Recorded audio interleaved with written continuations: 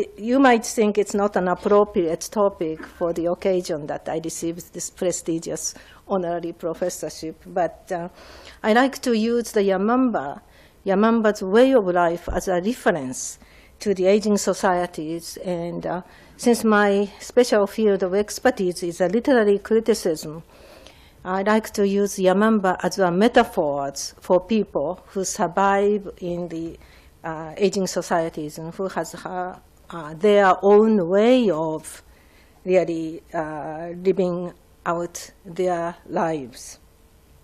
And I would like also to mention that I'm a Yamamba myself. My recommendation about Yamamba will be very strong, so be very careful. Now, currently, in Japan, senior citizens are defined as those who are 65 years old and over. And there is elder senior citizens, which is defined as those who are over 75 years old. So what's the difference between 65 and 75? It's just the differences in age. They are 10 years apart. But in actuality, there are many 65 years old who are not very healthy or who are not active, and there are many people who are 75 years old and then above who are very healthy, very active. So it doesn't really mean anything to divide people according to the age. But in social policies, you have to make certain differences. And at 65, well, at 75, what happens is that you pay less medical care, and at 65 you have more, and at the 75 you are really encouraged to give up your driver's license, and at 75 you have to really take a fairly humiliating examinations in order to maintain the license. For example, when I reached 75 years old last year, I have to take the examinations, and then some 30 items are shown, and then shown for a few minutes, and then they are taken away, and they will test me whether I remembered how many of the items I remember. I have to tell you that I scored the highest. But out of 6 people, only 6 people took examinations with me, so it doesn't mean much. But anyhow, and then normally the retirement age of Japan, who are working for the government and then some public sectors, such as universities and so forth, is 60. And so what it means is that between 60 and 65, and then the pension is being paid at the age of 65. So the senior citizen is elderly are defined over 65. That's the time when the government starts paying the pension. So between 60 and 65, there are 5 years of blank 5 years where you have to make do by your own savings.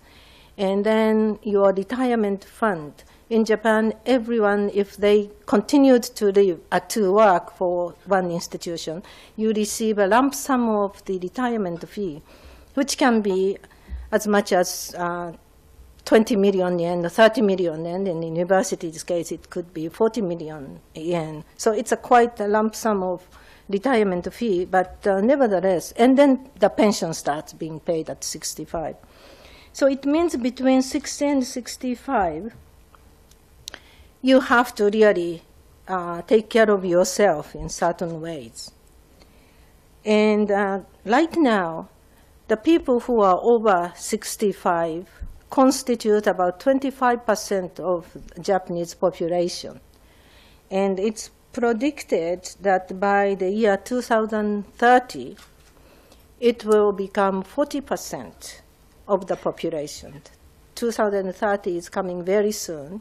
So can you imagine the society where 40% of the population is over 65 years old? It's quite a kind of obvious aging societies.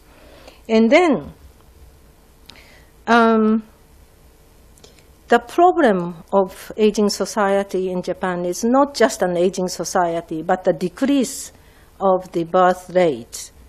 So it goes together with the dwindling of the birth rate and then aging societies. So it creates the very complex problems. If you want to take care of one problem, then you can't take care of the other.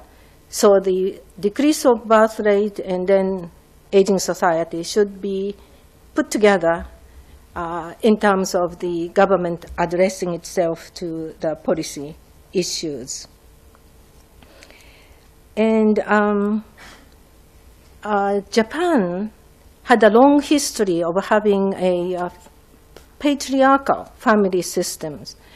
It goes back to, say, 12th century, when formally Ie system, Ie is the family system, that is a patriarchal family system, was established. And, but by the 17th century, when Edo period with Tokugawa shogunate regime started, the patriarchal family system was adopted not in the upper class samurai families, but to the bottom of the families. So patriarchal family became the very important unit of the social structure. And then Meiji Reformation, that is a modernization, started in 1868. The Meiji new constitution was installed. And that constitution, although it was the basis of modernizing Japan, still this patriarchal family system was put as the very basic unit of the society.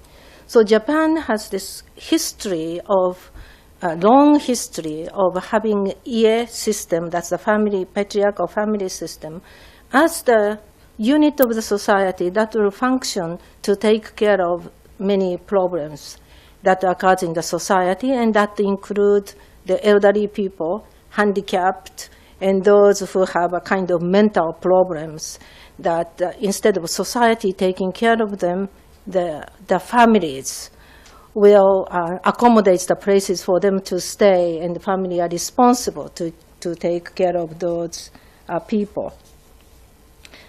And so this kind of family system that functions as the social measure to take care of the problems had been deeply immersed in the cultural consciousness of Japanese people.